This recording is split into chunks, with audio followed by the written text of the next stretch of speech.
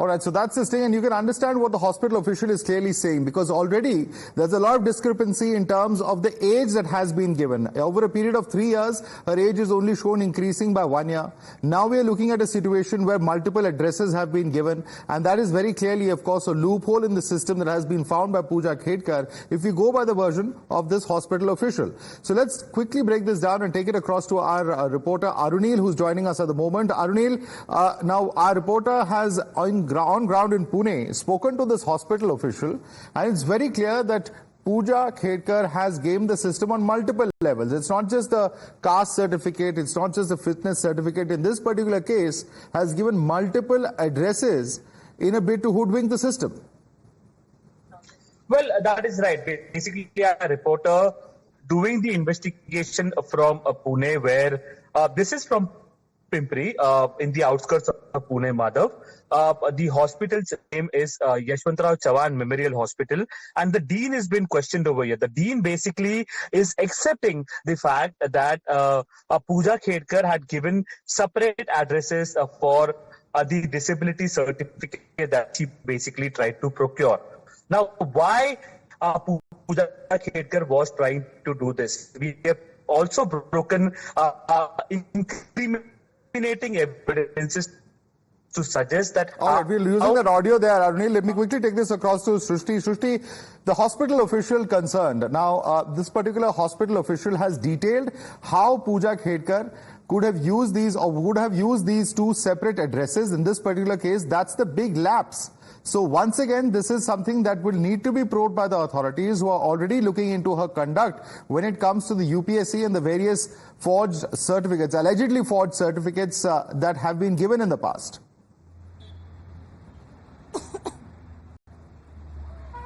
Well, of course, when we spoke to the dean regarding the portal which is used for getting the medical certificates, he mentioned particularly that address is being scrutinized and there are several other factors as well. However, what comes across is that while getting medical certificates, Puja gave different addresses. For Aunda Hospital, she has given different address. For Yashwantrao Chauhan Memorial Hospital, she gave different address. For Ahmednagar also she gave different address, and the address which is mentioned on the tribunal court's order is a different address, and that is the loophole in the portal, and portal doesn't check whether the addresses are same or not. That's why that particular loophole was cashed by Puja, and that's how she got that particular medical certificate of disability for herself. However, in this entire case, since day one we are saying that this family knows the system inside out, and they know how to use the lapses in the system, and that is what is coming to fore in the entire case. Now with the medical certificates also, she has used this particular portal, applied for it and got the disability certificate. However, when she was asked to go ahead with the examination at AIIMS, she didn't go there. She tried to postpone it. Later she was asked to do a medical test regarding the visionary issue. She stated the fact that I am feeling claustrophobic and I won't be doing the MRI. The main exam which she was supposed to do, that she didn't go for, but she somehow managed to get medical certificates from different locations in the state of Maharashtra, and this is a big lapse in the entire system, and she got herself that particular post of IS via forging the documents, via getting into system and...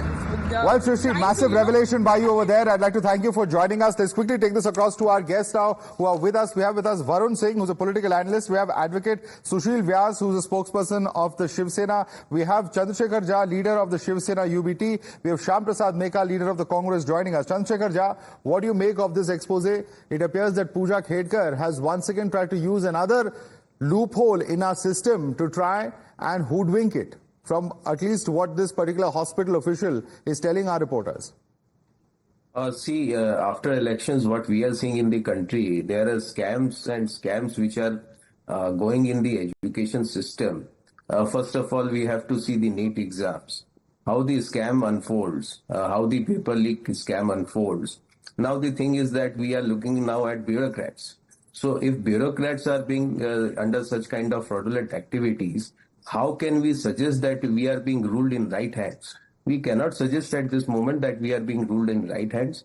And eventually, if you see this kind of fraudulent activity which is being done under UPSC, It's unbelievable, and it should be investigated properly. I think there are many loopholes, and this is one of the loopholes which has come into the media. And there might be many loopholes, and many people, not one or more, many people would have taken advantage of this, and this should be properly investigated. Right. Let me, in fact, bring in Advocate Sushil Vyas. Advocate Sushil Vyas, what do you make of this? Because somewhere or the other, the big question is that why is the government dragging its feet in acting on this particular official, Puja Khedkar, because she seems to have taken the entire system for a complete ride. Madhav, at the outset, I must say that we means my party condemn this unlawful manner in which Puja Khedkar, got this appointment.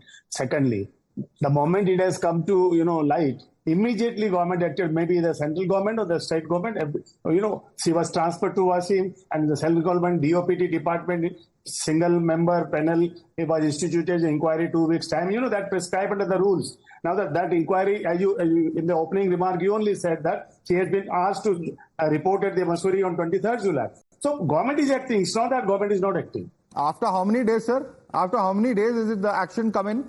Could this action not have been taken last week when we first broke the story? Immediately on the same day, he was sent back to Wasim from Pune. Every day there has been, sir, a new revelation on Puja Khedkar and violations by either herself or her family members. Obviously, this is action that has come in too late. It's an afterthought.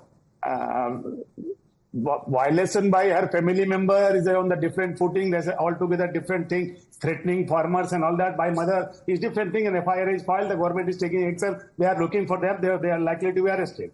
That is a different. Now, as far as the Puja Khedkar's IAS appointment is concerned, yes, government is acting as per the prescribed law of 1954 as per the rules of 1968. They are moving as per the single member panel is formed. They are investigating. They will file the report and action will be taken. If it is found that she has filed false verification certificate, all those, she will be discharged from the services. Okay. You agree with that analysis, Shyam Prasad Neka, that the government has acted with alacrity in the case of Puja Khedkar?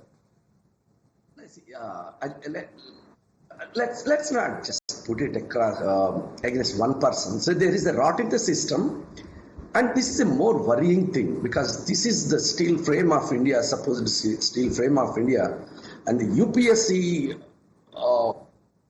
is in this state that really shakes the confidence in the system, and I think this is an issue where much more deeper and serious action should be taken. Not only just to act on this one person. Look at the rot in the system. We need to fix that. That's very, very important. I think this is very sad thing. Coming right after all those numerous paper leaks, and now people start feeling that even UPSC is not safe. So where do we go? That's the important question. We need to reinstill confidence in the system, and we should be very methodical and serious in acting on such issues. It's not simply enough to send this one person to punish her and then say, yeah, we have acted. That's not enough. Varun saying, of course, we need to reinstate faith in the UPSC system because there are complaints about other officers also that have been coming out to the public domain in the last few days.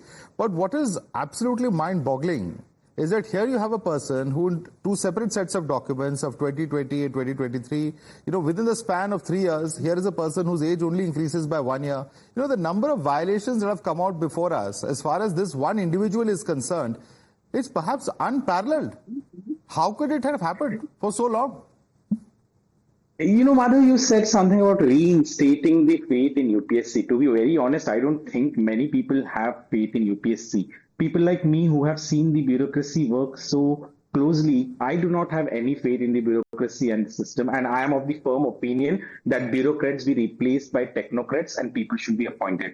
Answering one of your questions that you asked the Shiv Sena spokesperson, the real Shiv Sena spokesperson, not the OBT, the question that you asked about why the government didn't act. To be honest, the government today did. Nitin Gadre, the secretary from here who was responsible for her to be sent back to Masuri, and we are still in India. We are still ruled by these bureaucrats who still take a lot of time to come out with anything. And you also know that a minister can pass an order today, but that order has to be signed by a bureaucrat before it is implemented. No minister can take any decision. That is the rot that we are facing today and we are suffering from. The bureaucracy, and when we see so many cases out here, this is high time. I think the government should rethink on having a system called UPSC, rethink of replacing UPSC with something that is far more sensible, because these are the bureaucrats who for all these years have been responsible for the development but haven't been able to do the development. They can't even fill a small pothole over here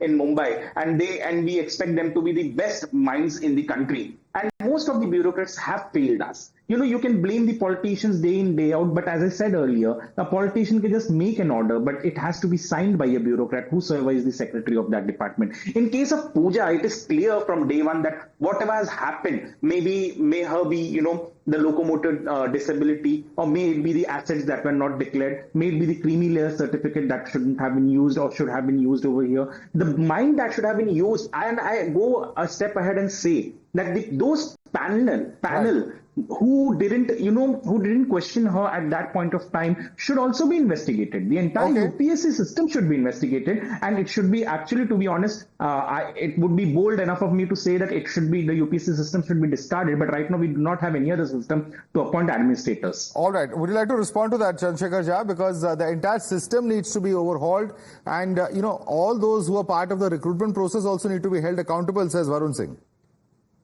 See, all the processes are within the purview of the UPSC, and the pretext under which these appointments are made, that should be subject to public opinion and conveniences. Because after written preliminaries and all these interviews, these should be scrutinized before the public opinion, and after that, certain appointments should be made. Because these are bureaucrats, and bureaucrats are very legibly under the employment of law and order and every legal procedure which has to be implemented. So in that case, if you don't have a scrutiny against all these persons are going to ruin the whole system. And that is what is happening today. All right, let's quickly listen into that interaction with that hospital official once again. This is what he told us about how Puja Khedkar could have gave the system in terms of using multiple addresses. Visual disabilities. Percentage is a cumulative percentage of all the disabilities. The person might be having locomotor disability as well as visual disability. तो दोनों का total बन क्या है? तो total ये बनती है 7% है, right? 7%. Then because she was found to be having just a locomotor disability, that's it. She didn't even claim for visual disability or mental illnesses. Okay. If someone is applying for certain medical test or examination under this portal, for this PCMC area you are saying that there are 2 hospitals. If PCMC area के एक hospital से मैंने ले लिया disability certificate, other hospital has rejected it, somewhere in the country or somewhere in the state, if I apply for some other disability, then it will give the letter? No, now here maybe the residential address कौन सा दिया जाता है तो उसके तहत वो decide होता है. एप्लीकेशन रूटीनली अगर suppose person is residence in PCMC then he has to apply to by either YCM or hospital. If the person is dissatisfied with this particular aspect, कि कितना percentage उनको मिला, then he has right to appeal against that to Social Welfare Department. Social Welfare Department might again enable the application process. Once he had applied earlier and the certificate is generated by YCM hospital, the application process gets locked for that particular candidate. He cannot reapply. Reapplication can only happen through Social Welfare Department, enabling the application process again. And changing the address. And changing the address. Not changing the address. Changing the address, person might shift from one place to other place. It's up to the person. Tomorrow. But this can be used to dupe the system also, no? Yes, of course. This can be used to dupe the system. Because in this certificate, she has given address of Devu Anandi Road, Talwadi, Pimpri, Chinswad. Yeah. Now, to apply in these 2 hospitals, she has given this particular address. Now, she is a resident of Balit. She is a resident of Bane. Okay. Yeah. So that address is everywhere on every other document or anything like that. But for this particular thing, she has opted this way. So, but then we don't have a mechanism in place to check the address details. We have document pertaining the address. कि हाँ भाई हमारे यहाँ का address है, so she is eligible for certification process in ICM hospital. That's what we check. We don't send our person to check अरे वहाँ कोई रहता है कि नहीं, वहाँ residence उनका है कि नहीं, वो जाके check करे. ऐसा mechanism हमारे पास है. तो basically मतलब system का loophole समझ के उसका फायदा उठाएगा. Sushil Vyas, what do you make of this? It's quite clear, isn't it? Two separate addresses, no verification process in place. Who's to be held accountable for this, sir?